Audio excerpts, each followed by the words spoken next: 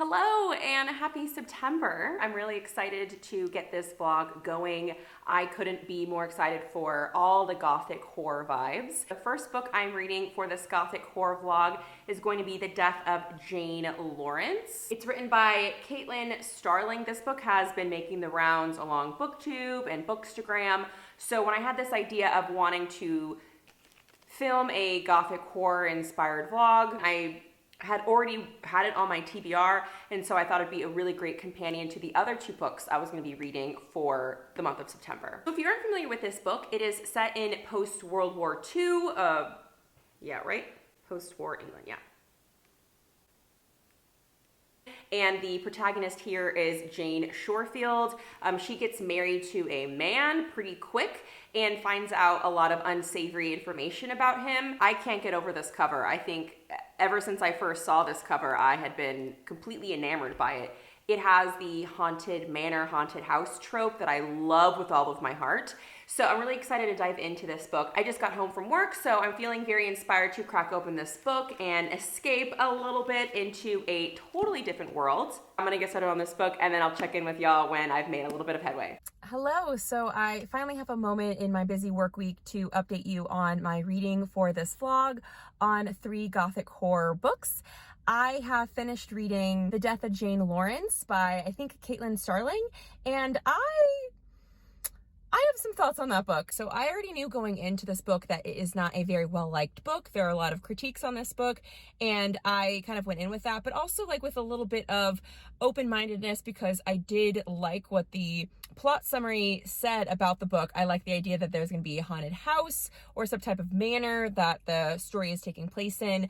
I like the idea of a partner, a romantic partner, significant other, seemingly one way, but actually becoming another. It was giving me very much like Dr. Jekyll, Mr. Hyde vibes. The whole book, it's a big book, super lengthy, and I just really feel like I didn't understand half the things that were going on in that book. It felt tedious. Overall, I feel like I give it 2 stars, and I feel like even 2 stars is a little too generous. I'm like sitting here melting in my car because I just finished getting off of work and I was exploring some Halloween stores, doing some Halloween decor hunting, hit up Barnes and Nobles, got some really cool stuff.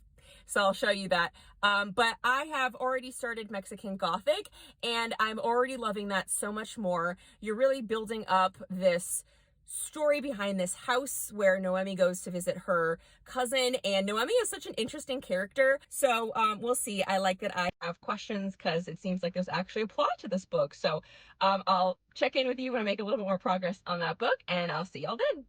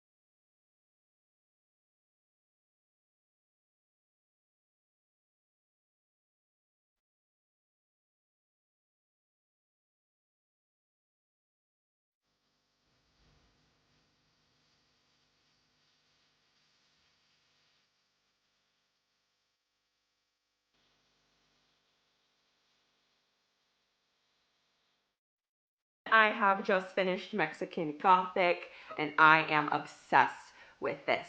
It is giving me all the Gothic horror vibes that I was really wanting and looking forward to exploring in this vlog, which is why I did it in the first place. Reading Mexican Gothic and Caitlin Starling's book is giving me a better understanding of how I feel about the Gothic horror tropes. Obviously, I love a haunted house trope, but I feel like with The Death of Jane Lawrence, the house wasn't as much of a character as I really wanted it to be, and I was just really honestly confused about what was happening. TLDR, I was just really bored with this book, and the plot was just so tedious. Whereas Moreno-Garcia's Mexican Gothic, the house is a central piece, even more so than The Death of Jane Lawrence. And you also have the protagonist, Noemi, much more relatable, much more interesting and fascinating and complex than I personally found the main character, Jane, to be in Starling's work. The writing is beautiful. I found the themes of eugenics and colonialism to be very, very powerful. So it is just beautiful in the way it unfolds. It is like slightly slow in the beginning, but it revs up quickly, and once it does, like, it does not stop. I also was listening to a Gothic horror music playlist that was purely instrumental in my AirPods as I was reading this, and I think that really added to the suspense and the thrill. My third and final book of this Gothic horror vlog, as I'm exploring this genre, is going to be Lakesedge by Lyndall Clipstone. So gorgeous, like total Crimson Peak vibes on this cover. So I don't really know too much about this book and the plot. Two siblings, Violetta and Arian, her brother, has some type of magical issue that he's dealing with. I don't know if he could really control it or if he really actually even understands what's going on with that. So I think it's really just the big sister trying to help out the younger sibling, figure out his way in life, protect him, and she ends up in this manor. Young adult fiction isn't always my favorite, but I did like the fact that this cover is gorgeous, although it is kind of larger here with over 300 pages. It's about 369 pages. These young adult books typically don't take me too long to read, so I thought I'd just give it a shot and see what happens. Mexican Gothic took me like 2 days, 2.5 days maybe to read. I got through that so quickly because I just could not put it down. It was just phenomenal. I can't stop raving about it. So I don't know how you're gonna follow that book up, but I hope this is at least enjoyable and not something where I'm like dreading having to read it or like I don't actually end up finishing it, but I'll keep you posted on how this goes.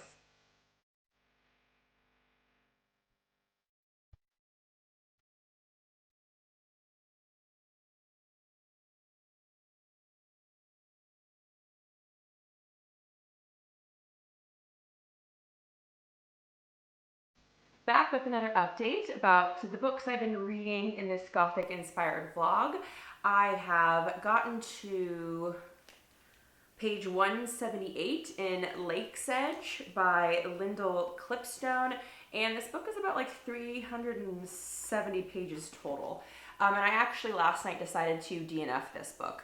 I made a decent of progress here, but I found myself in a few evenings feeling like I was pushing myself to read this book, and I think the biggest issue is that although I found the characters interesting and the writing, the prose is gorgeous, I just feel like it's just a little bit too much fantasy for me. So if you're somebody who likes fantasy that is tinged with a little bit of like Gothic horror elements, I think this would be right up your alley, and it is also containing a romance that I think is pretty cool. I like the dynamic between those two people, and there's also some queer representation too in this book that's like gently being referenced.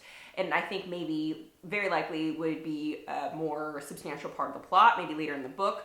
But I felt like I was trudging through this book and trying to set goals, and it occurred to me, like, why do I need to do that? I'm not in my master's program anymore where I need to be like forcing myself to read stuff. I set the reading schedule, so life's too short to read books that don't fill you with joy, especially when your TBR is like a million years long and it's spooky season, and this is the time to be reading things that give me life, which is ironic because it's usually about like death and murder and stuff. But either way, I said no more to this book, and I'm proud of myself because I think I'm quite the perfectionist. So when it comes to reading books and deciding that they're really not my jam, more times than not, I am continuing to read them. So I think this is big progress in me as a reader of fiction, that I am stopping reading when it's not really something that I'm super engrossed in.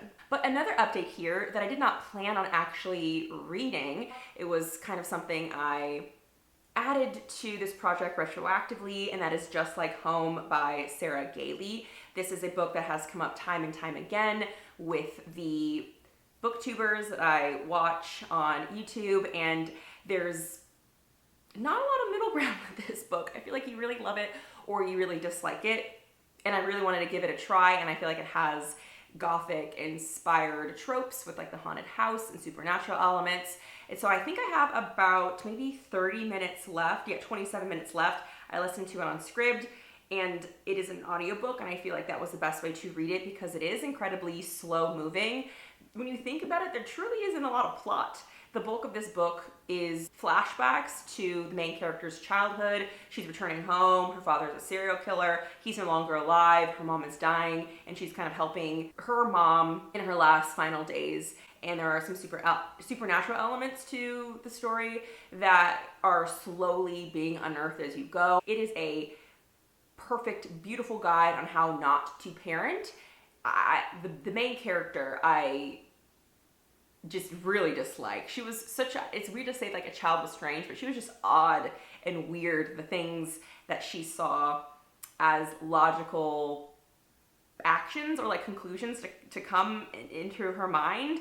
And I guess it didn't help that she had a father that was a serial killer and how that can influence people in their development. But she's so strange, and you find out like what she ends up revealing about herself to the reader.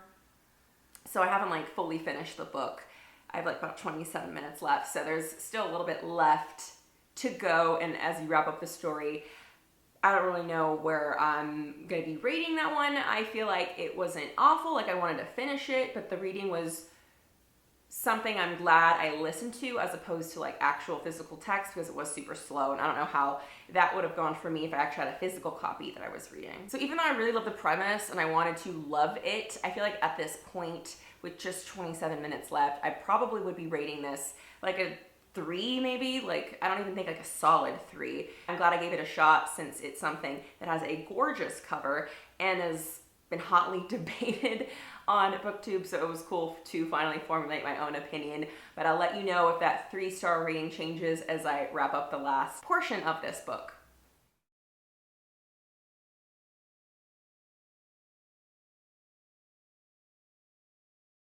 All right, well, that concludes my Gothic-inspired reading vlog. I feel like I learned a lot about myself when it comes to the Gothic genre. I picked books that I thought, based off of the brief descriptions that I read online about them, that they would be in some way, shape, or form affiliated with Gothic horror, that kind of genre, the tropes, the typical tropes, the haunted house, maybe some magic. And I wanted to give it a shot. Like that was the whole purpose of this vlog, is to see like, is this something that I'm really into? Is it not? I really wanted to explore that. And I think at the end of this, I feel like I like the Gothic genre. Out of the 3 books I read, I definitely loved Mexican Gothic the most. Like, I think that's pretty obvious. That book is such a standout book. It's really hard to find any reviews on Instagram or YouTube where somebody is saying something negative about that book. Like, it's a masterpiece. Silvia Moreno-Garcia really knows how to create a vibe, to create an atmosphere, to create a world, and also has very beautiful writing. And I just can't get over how cool Noemi is. Like, she is a flawed character, definitely, but a relatable one, and one that is very much somebody we are sympathetic to as readers. So I don't think that's easy to do as a writer, so super impressive on that. Obviously, the book I liked the least is going to be Lakesedge, because I ended up DNFing that book. This is the first book I've ever DNF'd this year, and as I'm getting more into fiction books, this year has only really been my big year of fiction reading after 3.5 years of reading nothing but nonfiction history books for my grad program. So since I've kind of redrawn the lines of my reading world, I'm trying to give books a shot that might not be really interesting to me in the beginning, because I'm just trying to get back into fiction. So I was proud of myself for making this executive decision not to finish Lakesedge. It was too much fantasy for me. I am not a fantasy person. So I learned that from this vlog, that I definitely don't like when Gothic books or any kind of Gothic-inspired story goes too much into the realm of fantasy. Just, you lose me. Like, I just have no investment when it doesn't have the more authentic horror, gory factors to it, I guess. So I think goal achieved. I had a lot of fun reading these books, despite the fact that the majority of them I did not really care for. But I don't think that's the point. I think being able to experiment and try new genres that I'm not used to, and doing so while reflecting on it like this, more consciously than just kind of like picking up the book, finishing it, putting it away, makes things far more enjoyable and helps me grow as a reader and understanding what I like and what I don't like about certain genres. So I had a lot of fun being able to experience this with you all too. So please leave me a comment down below. What is a phenomenal must-read Gothic or Gothic horror inspired book that you think I should pick up that I did not give a shot? So thank you so much for watching. I'll see y'all in my next video. Bye!